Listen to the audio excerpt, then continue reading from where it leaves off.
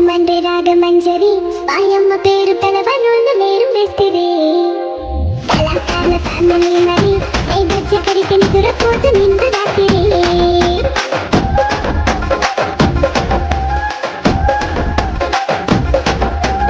ఒకనాడి స్వప్న సుందరి నీ మరద సూపు మాపకేన మంద పందిరే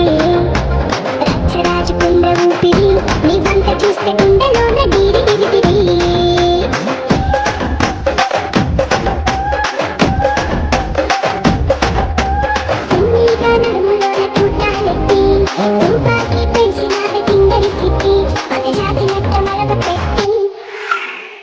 కుర్చీని మాట్లాడేది కుర్చీని మాట్లాడేది